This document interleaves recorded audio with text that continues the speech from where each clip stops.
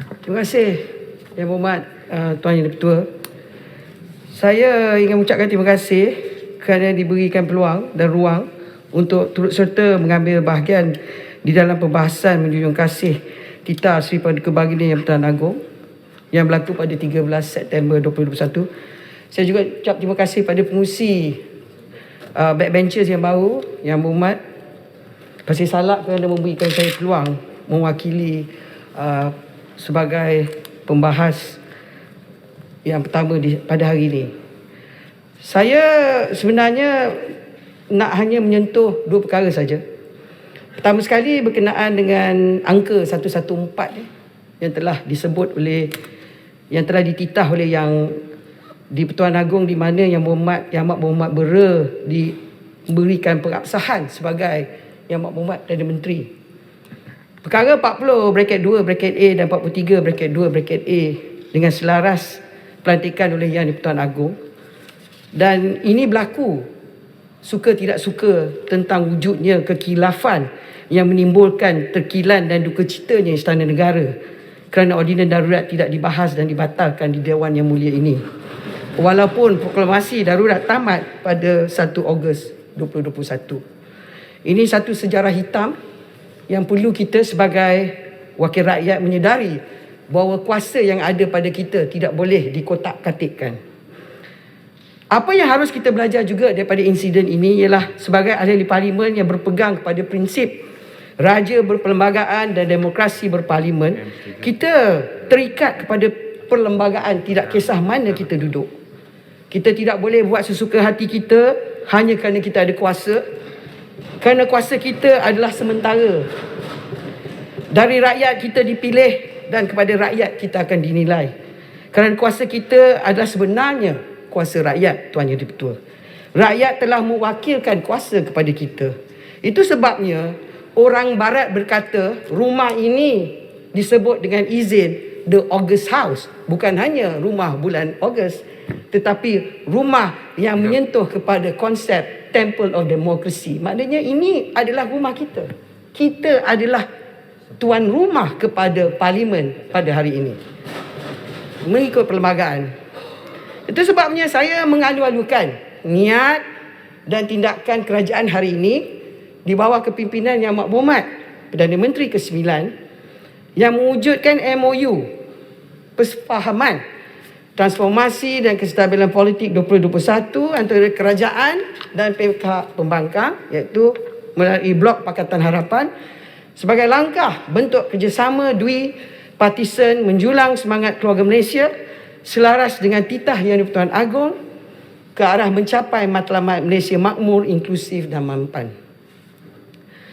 Titah Yang Di-Pertuan Agong untuk demokrasi bermusyawarah dalam mencari penyelesaian kepada apa juga permasalahan.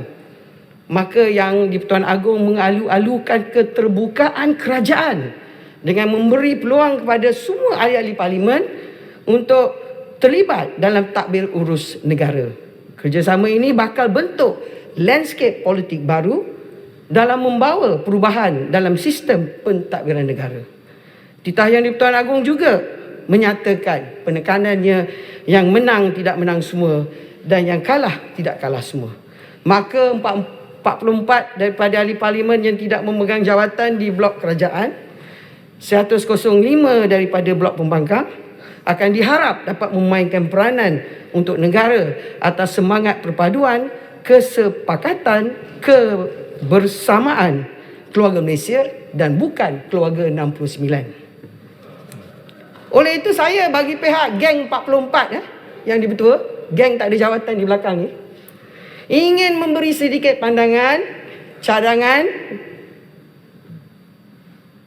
teguran kepada kerajaan dengan harapan menerima dengan hati dan tangan yang terbuka. Janganlah mulut kata ya tapi hati kata lain. Pertama saya nak sentuh tentang transformasi pentadbiran. Payung transformasi pentadbiran sudah tentu Akta Anti Lompat Parti.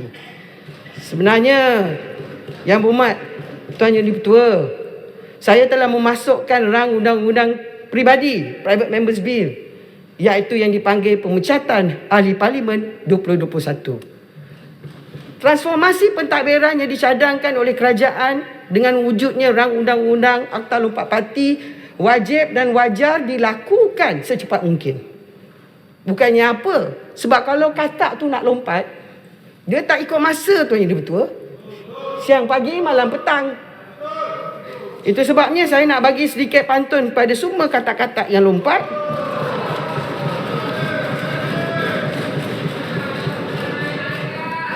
Lompat si katak lompat. Lompat di dalam perigi. Lompat jangan tak lompat. Nanti tak sempat menjadi. Itu sebabnya Tuan Yang Di-Pertua, atas konsep demokrasi, boleh. Kita kena wujudkan Akta Lompat Parti. Pengerang boleh. Abang Mat, tunggu sekejap Abang Mat. 9 minit. Kejap je saya bagi balik. Tetapi lompat Akta Lompat Parti ni bahaya dia satu saja. Dia lompat apa pun sebab, kerana dipecat, kerana digabungkan, kerana yalah bila dah tak suka dia pergilah. Mewujudkan satu mekanisme melalui rang undang-undang ini, pemecatan ahli parlimen, supaya senarionya lebih terbuka dan diberikan kuasa kepada rakyat untuk menentukan sama ada nak ganti ke tak ganti kepada yang lompat itu. Sebab kita mesti menerima, Tuan Yang Di-Pertua, tak semestinya yang lompat itu lompat kerana dia nak lompat. Kadang-kadang dia dipaksa lompat kerana dia telah dipecat. Jadi cadangan saya dengan rang undang-undang ini macam orang bercerai lah. Saya dulu, Tuan Yang Di-Pertua, jadi peguam syariah 20 tahun. Abang Mat, peguam syariah Abang Mat. Yang Berhormat, boleh saya mencelah? Kejap dulu, kejap. Boleh saya mencelah Yang Berhormat? Kejap. Saya ini penting. Kejap. Peraturan kata saya kena bagi kebenaran. Kejap, Abang Mat. Saya nak cakap, biar saya habis. Maknanya, itu sebab dalam Islam, bila cerai, dia kena ada masa edah lepas gugur talak. 3 bulan. Dia kena relax je, dia kena fikir. Nak cerai tak nak cerai, nak sambung tak nak sambung. Itu sebenarnya. Jadi apa yang saya cadangkan di sini, rang undang-undang pemecatan ahli parlimen, biarlah referendum dibuat kepada rakyat untuk tentukan wakil rakyat yang lompat itu diganti ataupun tidak. Itu saja. Jadi saya minta tolonglah kepada Yang Berhormat Perdana Menteri, Yang Berhormat abang saya, Menteri Undang-Undang yang baru, Yang Berhormat Santubong, untuk berikan laluan fast track kepada rang undang-undang saya untuk didebatkan dan diambil alih oleh kerajaan sebagai asas kepada Akta Anti Lompat Parti dan pemecatan ahli parlimen 2021 digabungkan untuk mewujudkan parlimen yang lebih berwibawa dan merangkumi. Silakan Yang Berhormat Abang Mat dan Yang Berhormat Buford. Silakan. Seminit je Yang Berhormat. Nampak pengerang bila jadi ahli parlimen biasa ni cemerlang sekali. Saya nak tanya satu, individu lompat. Macam mana parti lompat? Misalnya bersatu bersama dengan PH, lompat belah sana, dan wujudnya pejuang. Kami dulu bersama Pakatan Rakyat, PAS, PKR, DAP. PAS bercerai dengan DAP dan Keadilan. Kalau parti lompat, bagaimana keadaan begitu? Adakah kita lompat bersama ataupun kita pilih keadaan yang macam mana? Ini minta pakar undang-undang tolong jelaskan. Okey, Yang Berhormat. Bagaimana pula dengan mereka yang nak juga melompat tapi ada sebab-sebab tertentu tak jadi melompat? Bagaimana pula dengan mereka yang mengatakan, Kak pergilah Kak, ini penting kakak kena pergi bersama-sama masuk dalam bersatu. Bagaimana tu? Terima kasih. Itu sebab dalam Islam bila bercerai tu tak boleh ikut hati. Tukang cocok ramai. Tukang kipas lagi ramai. Maknalah maksud saya ialah banyak sebab alasan YB tukang cocok lah juga tu kan. Saya minta maaf Yang Berhormat, cocok-cocok ni saya tak faham Maknanya Yang Berhormat, saya jawab pada soalan Abang Mat. Sebenarnya mekanisme yang saya cadangkan ialah merujuk kepada elemen parti yang pergi sebagai gabungan. Masalah kita yang paling penting ialah untuk Yang Berhormat pahami ialah mekanisme mesti ada, sebab tak semesti yang pergi itu atas alasan hanya kerana lompat. Kemungkinan dipecat atau mungkin yang berlaku kerana kerajaan gabungan. Tetapi yang kita nak wujudkan ialah satu sistem yang mana dia tidak boleh hanya lompat sesuka hati bila-bila masa. Adanya mekanisme, dan mekanisme yang paling penting dan paling wajar ialah mana rakyat menjadi penentu kepada pengganti. Sebab saya percaya tak semua yang bertanding mungkin dalam PRU ke-15 ini akan menjadi mereka yang mewakili parti politik. Kemungkinan akan mewakili sebagai calon bebas sebagai contoh. Takkan bila dia gabung lepas menang, kursi itu terus digugurkan talak. Dia kenalah diberikan edah kepada yang mengundi. Kemungkinan dia masuk pada kerajaan yang disokong oleh pengundi. Jadi kita memberi kuasa kepada pihak Suruhanjaya Pilihan Raya untuk membuat referendum melalui petition daripada rakyat tersebut, sama ada yang telah lompat, kerusi itu terus gugurkan, diadakan pilihan raya kecil, atau kita kekalkan mereka yang telah lompat. Lompatan ini tertakluk kepada sebab masing-masing, tetapi yang lebih penting ialah mewujudkan mekanisme supaya lompatan itu tidak hanya dia lompat dan terus hilang kerusi, dan kemudian bukan saja menyusahkan rakyat tetapi juga menyusahkan kos kepada pihak SPR. Dalam bab ni saya nak sebut satu je perkara. Bila orang bertanding, dia bukan hanya bertanding seorang diri. Kalau dia mewakili parti, kos parti itu lebih tinggi pada kos untuk pilihan raya. Persediaan, nama-nama calon, nama-nama jentera. Bukan saja itu, termaksud juga data-data yang telah mereka gunakan untuk pilihan raya. Jadi ini tidak berlaku adil, bukan saja kepada parti, tetapi yang lebih penting tidak berlaku adil kepada rakyat. Akhir sekali saya nak tekan dalam bab ini, perkataan yang paling penting ialah kita mesti menekankan bahawa kalau mungkin ke pada masa depan pilihan raya kita mungkin pilihan raya kepada blok parti dan bukan individu. Terpulanglah pada kerajaan, dan saya rasa MOU yang ditandatangani ini ialah platform yang terbaik untuk kerajaan mewujudkan pendekatan yang baru untuk pilihan raya pada PRU yang ke-15 akan datang. Merbuk nak mencelaskan.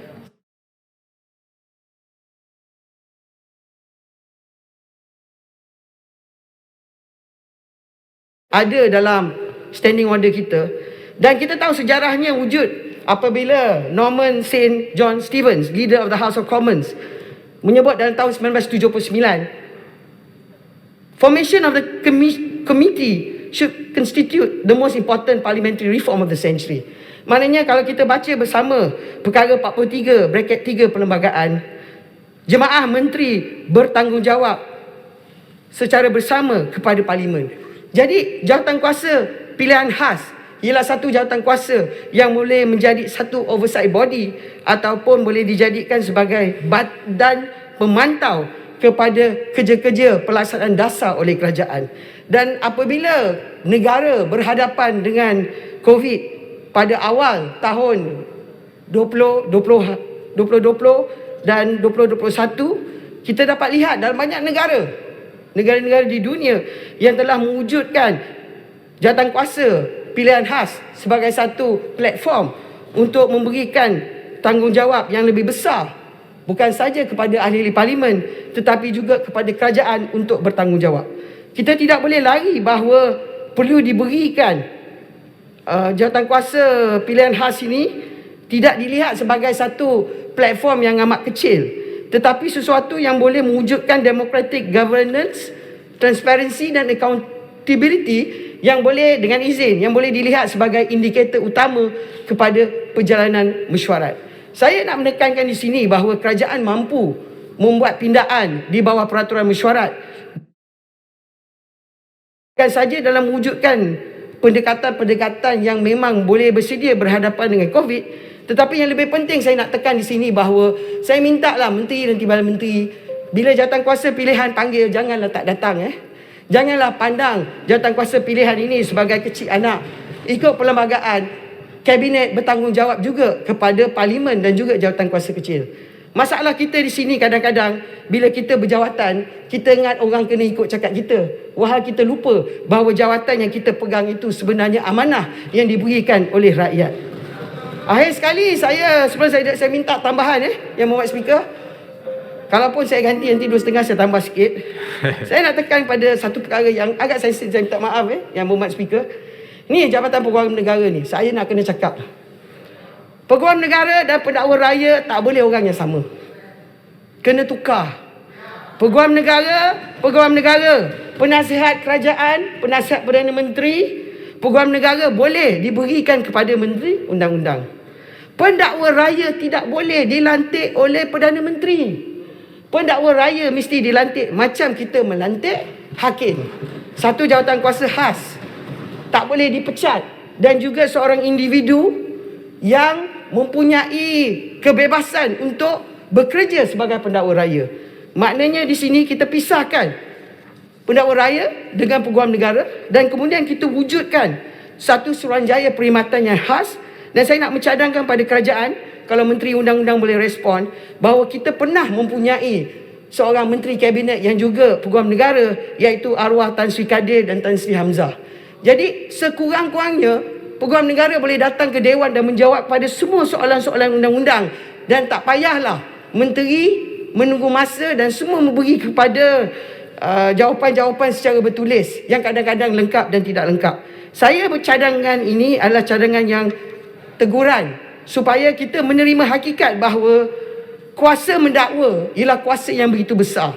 Dan kita tidak mahu peguam negara kita dilihat sebagai mempunyai persepsi tekanan politik. Kita nak peguam negara dalam negara kita, peguam negara yang begitu bebas. Tetapi pendakwa raya memang pendakwa raya, peguam negara. Itu sebabnya akhir sekali sebelum saya duduk saya boleh minta saya mencela dan tanya pengarang. Siapa Masa yang dah nak tamat cakap? lah. Masa tamat tu. Sorry. Siapa? Oh, Just saya tak Cik Telugu. nampak. Silakan. Boleh yang Mohd Speaker? Seminit boleh tak? Seminit. Just Seminit another mencelah, minute. seminit menjawab. sedikit saja. Terima kasih pengarang. Saya nak tanya berkenaan dengan isu peguam negara. Baru-baru ini kita dapat satu penghakiman dari Mahkamah Persekutuan di mana dinyatakan bahawa peguam negara juga boleh disaman ataupun diambil tindakan undang-undang sama ada beliau membawa ataupun initiate prosecution secara tidak secara abuse, whether there's an abuse. Now, bukankah ini merupakan satu action daripada mahkamah sendiri yang mengiktirafkan bahawa peguam negara tersebut boleh juga melakukan abuse of power? Dan oleh yang demikian, bukankah apa yang dicadangkan oleh pengerang tadi bahawa peguam negara menjadi accountable ke Parlimen itu adalah amat penting? Apakah pandangan pengerang berkenaan isu ini? Terima kasih. Sekarang Mohd tamatkannya. Bukit Berungkus, saya amat setuju sebab itu yang saya kata, kalau Menteri Undang-Undang boleh menjadi peguam negara, jadi Menteri Undang-Undang mungkin dilihat sebagai aspek politik dan dia mungkin diletak dalam persepsi thought of misfeasance sebagai contoh, undang-undang sivil atas apa-apa nasihat yang diberi yang salah, itu boleh berlaku. Tetapi disebabkan pendakwa raya dalam banyak negara mempunyai immunity yang diberi memang tidak 100%, tetapi immunity adalah kepada keputusan untuk mendakwa. Tetapi kita tidak mahu satu keadaan konflik di mana seorang pendakwa raya, satu peguam negara, dia menasihati kerajaan, Perdana Menteri, Duli Yang Maha Mulia Sri Paduka Baginda Pertuan Agong, kemudian dia menasihati Majlis Raja-Raja, semuanya orang yang sama. Jadi saya nak mencadangkan pada kerajaan kalau boleh pecah-pecahlah kepada individu-individu tertentu supaya justice not only to be seen but to be seen to be done. Dengan itu pengerang menyokong pada titah Yang di-Pertuan Agong. Wabillahi taufiq wal hidayah. Wassalamualaikum warahmatullahi wabarakatuh.